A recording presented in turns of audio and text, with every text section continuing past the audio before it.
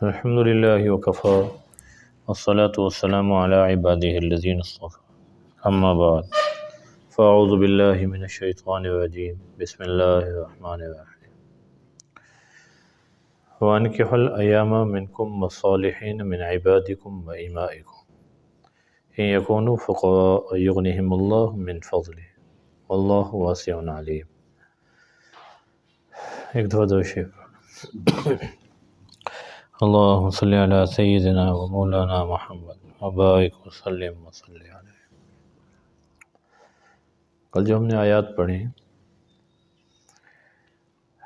اس میں ایک آیت پڑھی کہ وَلَا يَضْرِبْنَ بِأَرْجُلِهِنَّ لِيَعْلَمَ مَا يُخْفِينَ مِنْ زِينَتِهِنَّ کہ خواتین اپنے پاؤں زمین پر زور سے نہ ماریں تاکہ ان کی مخفی زینت، چھپی ہوئی زینت اور مردوں کو معلوم نہ ہو۔ اسی پر فقہا نے ایک اور مسئلہ بھی لکھا ہے کہ عورت کی جو آواز ہے جہاں فتنے کا اندیشہ ہو وہ بھی سطر میں اور پردے میں داخل ہے، بغیر ضرورت کے کسی مرد سے گفتگو یہ بھی شریعت نے پسند نہیں کی۔ ہاں ضرورت ہو تو خود ازواج مطہرات اور خصوصاً ان میں اما عائشہ رضی اللہ تعالیٰ عنہ، انہوں نے ساری زندگی حدیث پڑھائی ہے اور بڑے بڑے صحابہ نے ان سے حدیث معلوم کی ہے۔ درمیان میں پردہ ہوتا تھا، دروازے پہ جا کے بیٹھ جاتے تھے، اماں ایسے ایسے مسئلہ ہے، اس بارے میں نبی کریم صلی اللہ علیہ وسلم کو کوئی فرمان سنا ہو تو وہ بتائیں، ہمیں بتا دیجیے۔ تو جہاں فتنے کا اندیشہ ہو وہاں عورت کی آواز بھی پردہ ہے، وہ نامحرم تک نہیں جانی چاہیے۔ اسی لیے علماء نے جو خواتین کا مرد سے تعلیم حاصل کرنا یا مرد کا خواتین سے تعلیم حاصل کرنا، عام طور پہ اس کی حوصلہ شکنی کی ہے کہ ایسا نہیں ہونا چاہیے۔ اس لیے صاحب ہدایہ نے، دوسرے فقہا نے لکھا ہے کہ یہ جو طب ہے نا، طب اس کو پڑھانے کے لیے بھی بچیوں کو ٹرینڈ کیا جائے کہ یہ بچیوں کو پڑھائیں تاکہ یہ مفاسد جو ہیں فتنے وہ کم پیدا ہوں، تاکہ اللہ تعالیٰ ماحول کو پاکیزہ بنانا چاہ رہے ہیں نا، تو اسی کے لیے احکامات ہیں۔ وہ پاکیزگی تب آئے گی جب ہر طبقے میں اللہ تعالیٰ کے احکامات کی اور حدود کی رعایت رکھی جائے گی۔ مخلوط تعلیم کے بہت سارے مفاسد ہیں، تو اس میں یہ ریکارڈ بھی ہو رہی ہے نا، بندہ آپ کو کیا کیا سنائے۔ تو بہت سارے مفاسد ہیں، بہت سارے، ہر طبقے میں یہ نہیں ہے کہ آپ سمجھیں کہ فلاں طبقے میں نہیں ہے، فلاں طبقے میں نہیں ہے، ایسا نہیں ہے۔ تو اسی لیے اللہ تعالیٰ کے احکامات کو ہر اس پہ لاگو کرنا یہ بہت ضروری ہے۔ اس لیے بغیر کسی ضرورت کے مرد سے گفتگو کرنا، حتیٰ کہ سلام کرنے کو بھی خواتین کے لیے مکروہ قرار دیا ہے۔ ہاں اگر کوئی مرد سلام کر دے اور ایسی مجبوری ہو تو جواب دینے میں حرج نہیں ہے۔ پھر کیونکہ پاکیزگی کے احکامات ہیں، اور پاکیزگی کا سب سے بڑا ذریعہ وہ نکاح ہے۔ پہلے بھی حدیث بیان کی، نبی کریم صلی اللہ علیہ وسلم نے فرمایا یا معشر الشباب من استطاع منکم الباءۃ فلیتزوج فإنہ اغض للبصر واحسن للفرج۔ یہ سب سے زیادہ نگاہ کو جھکانے والا اور سب سے زیادہ انسان کی عزت و آبرو کی حفاظت کرنے والی جو چیز ہے وہ نکاح ہے۔ نکاح کرو۔ حضرت عکاف رضی اللہ تعالیٰ عنہ نبی کریم صلی اللہ علیہ وسلم کی خدمت میں حاضر ہوئے، تو آپ علیہ السلام نے پوچھا عکاف آپ کی بیوی ہے؟ کہنے لگے نہیں جی بیوی تو کوئی نہیں ہے۔ تو پھر آپ علیہ السلام نے پوچھا کہ باندی ہے؟ کہنے لگے نہیں باندی بھی نہیں ہے۔ آپ نے فرمایا اتنی استطاعت ہے کہ آپ نکاح کر سکیں؟ کہنے لگے جی الحمدللہ اللہ نے وسعت دی ہوئی ہے۔ آپ نے فرمایا پھر بھی اس حال میں تم نکاح نہیں کر رہے، تم شیطان کے بھائی ہو، شیطان کا بھائی قرار دیا سر۔ اور ساتھ فرمایا کہ جو آدمی اس حال میں مرے کہ وہ بغیر نکاح کے ہے اور اس کو نکاح پر استطاعت بھی تھی، فرمایا وہ مسلمانوں میں سب سے ذلیل ہو کے مرے گا اللہ کے ہاں۔ سب سے ذلیل آدمی وہ ہے جو بغیر نکاح کے وفات پائے۔ تو حضرت عکاف تو ڈر گئے، یہ تو بڑی میرے لیے وعید ہے کہ مجھے شیطان کا بھائی اللہ کے نبی فرما رہے ہیں۔ تو استطاعت کے باوجود نکاح نہ کرنا یہ نبی کریم صلی اللہ علیہ وسلم کو انتہائی ناپسندیدہ۔ امام غزالی رحمہ اللہ نے احیاء العلوم میں پورا باب نقل کیا، نکاح کی ترغیب پہ اس میں ایک حدیث نقل کی، ہمارا ایک کمارہ آدمی 70 رکعت نوافل پڑھے اور شادی شدہ 2 رکعت نوافل پڑھے، یہ ثواب میں برابر ہے، ثواب میں برابر۔ کمارے نے اور کیا کام کرنا ہے، نہ کوئی اس پہ پریشانیاں ہیں، نہ اس کا بچہ بیمار ہے، نہ اس کی بیوی ہے جو اس سے لاڈ پیار کرے، اس سے مطالبات کرے، نہ بچے ہیں جن کی طرف طبیعت کھینچے، اب وہ نوافل ہی پڑھتا رہے گا اور کیا کرے گا۔ لیکن شادی شدہ آدمی، اس کو پتہ ہے مجھے ذمہ داریاں ہیں، ہر چیز میں نے اعتدال رکھنا ہے، بچوں کی ضروریات ہیں، بیوی کی ضروریات ہیں، اس کی ساری اس کو وقت بھی دینا ہے، ساری چیزیں۔ اب وہ جو اللہ کی عبادت کے لیے وقت نکالا ہے، اللہ کے ہاں یہ بڑی پسندیدہ ہے۔ پھر اس پہ امام غزالی رحمہ اللہ نے بشر حافی رحمہ اللہ کا واقعہ نقل کیا۔ حالانکہ بشر حافی رحمہ اللہ بہت بڑے اللہ والے تھے، ساری زندگی ننگے پاؤں رہے، کبھی انہوں نے جوتا نہیں پہنا، انتہائی دنیا سے لا تعلق۔ امام احمد بن حنبل رحمہ اللہ کے دور کے تھے۔ تو اخیر عمر میں کسی نے پوچھا کہ امام احمد بن حنبل کو آپ اپنے مقابلہ میں کیسے دیکھتے ہیں؟ میں امام احمد بن حنبل 3 وجہ سے مجھ سے فضیلت حاصل کر گئے، مجھ سے آگے بڑھ گئے، میں ان سے پیچھے رہ گیا۔ ایک تو انہوں نے حدیث پڑھائی ہے، میں نے پڑھنے کے بعد پڑھانے کا سلسلہ نہیں رکھا، بس اللہ کرتا رہ گیا ہوں، تو اپنی ذات تک محدود ہے نا۔ پڑھنے پڑھانے کا سلسلہ آج بھی امام احمد بن حنبل رحمہ اللہ کی تصنیف اور ان کے شاگرد جو ہے سند کے ساتھ چل رہے ہیں، قیامت تک چلتے رہیں گے، تو اس معاملے میں پیچھے رہ گیا۔ دوسرا، امام احمد بن حنبل رحمہ اللہ نے شادیاں کی ہیں، 1 سے زیادہ شادیاں کی ہیں، میں نے اکیلے زندگی گزاری ہے۔ وہ شادی شدہ بندہ جو ہے وہ تو اللہ کے ہاں زیادہ محبوب ہے۔ خود اللہ کے نبی نے فرمایا لا ضرورت فی الاسلام، اسلام میں تنہا رہنا اس کا کوئی تصور نہیں ہے۔ تیسری بات یہ ہے کہ امام احمد بن حنبل رحمہ اللہ نے کام کیا ہے، کاروبار کیا ہے، لوگوں کی ضروریات پوری کی ہیں، اور میں نے تو اپنی کے لیے بھی محتاج رہ گیا، تو میں کسی کو کیا ضرورت پوری کرتا۔ تو یہ امام غزالی رحمہ اللہ نے یہ واقعہ نقل کر کے کہ دیکھو ان کو بھی اخیر عمر میں یہ معلوم ہوا کہ یہ جو میں نے طرز اختیار کیا یہ وہ نہیں ہے جو نبوی طرز ہے۔ انبیاء میں سے صرف حضرت یحییٰ علیہ السلام کی شادی نہیں ہے، اور وہ نوجوانی میں ہی ان کو یہودیوں نے قتل کر دیا، ان کے بارے میں اللہ خود دفاع کر رہے ہیں سیدوں و حصوروں و نبی من الصالحین، وہ اپنے آپ کو بہت زیادہ کنٹرول کرنے والے تھے۔ حضرت عبد الرحمن بن عوف رضی اللہ تعالیٰ عنہ فرماتے ہیں اگر مجھے پتہ ہو میری زندگی کا 1 دن باقی ہے اور میری بیوی فوت ہو جائے، میں وہ رات اکیلے نہیں گزاروں گا، شادی کر کے جاؤں گا۔ 1 رات بھی، اتنا صحابہ کا احتیاط تھی کہ 1 رات بھی بغیر بیوی کے نہ گزرے۔ انسان کی تو شیطان سے لڑائی ہے، کسی وقت بھی حاوی ہو سکتا ہے۔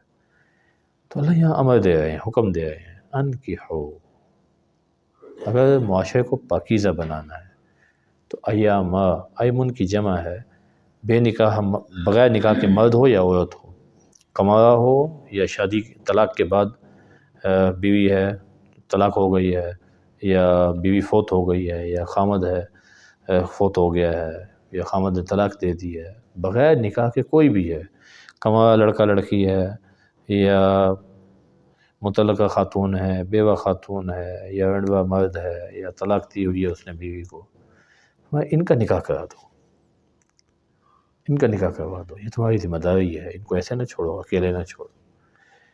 پھر یہاں مفسرین فرماتے ہیں دیکھو یہاں اللہ انکحوا کا لفظ کر رہے ہیں، ان کو یہ نہیں کہا تم خود نکاح کر لو،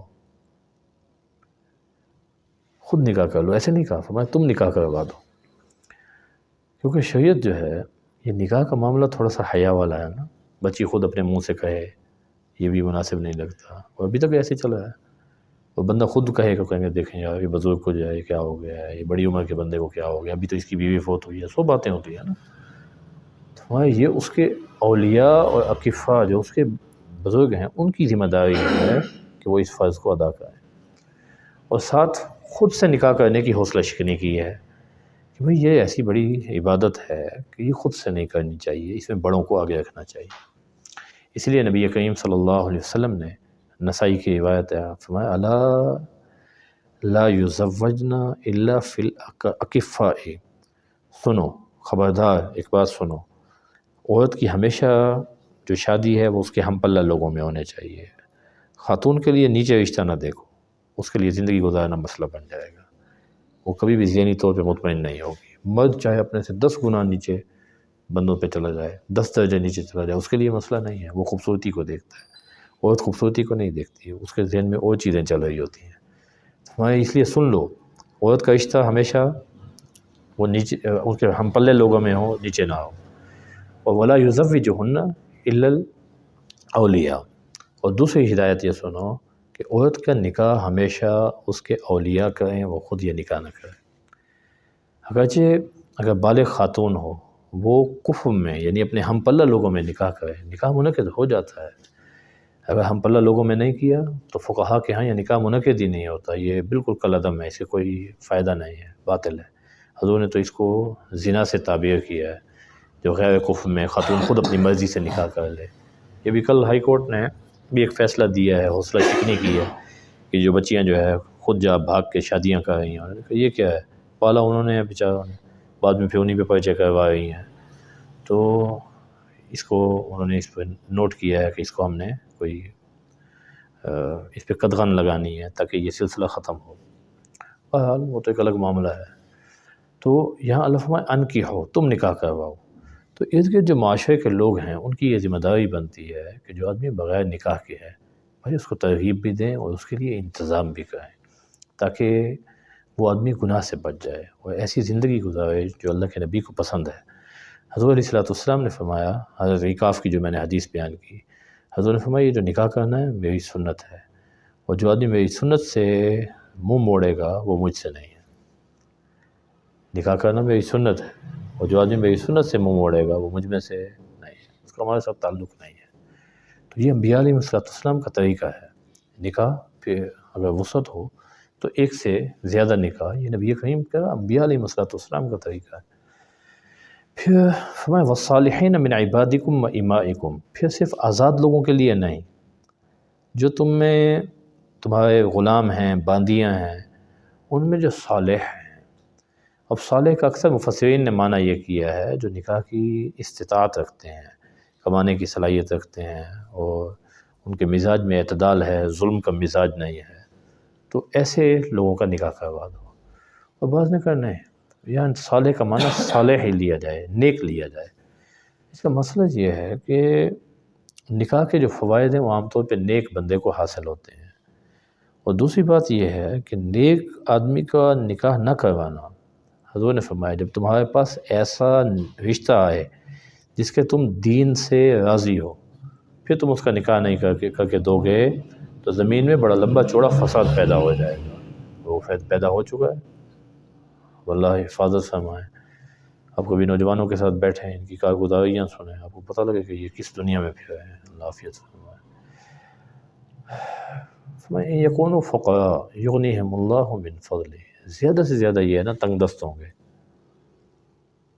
سب سے بڑا مسئلہ یہ ہے اپنا گھر نہیں ہے بچے کے پاس، اپنی گاڑی نہیں ہے، جی ابھی وہ سیٹل نہیں ہے۔ اللہ کہتے ہیں اگر وہ تنگ دست ہے نا، یغنیہم اللہ من فضلہ، اللہ اس کو اپنے فضل سے غنی کر دیں گے، مالدار کر دیں گے۔ حضرت عبداللہ بن عباس رضی اللہ تعالیٰ عنہ فرماتے ہیں اللہ تعالیٰ نے نکاح کو مالداری کے ساتھ جوڑا ہے، مالداری کے ساتھ۔ اور حضرت عمر بن خطاب رضی اللہ تعالیٰ عنہ فرمایا کرتے تھے مجھے اس آدمی پہ تعجب ہے جو نکاح کے علاوہ مالداری کو تلاش کرا ہے۔ ابھی مالدار ہونا تو نکاح کرو، مالداری بڑھ جائے گی۔ اللہ اپنے فضل سے مالدار کریں گے، اپنے فضل سے۔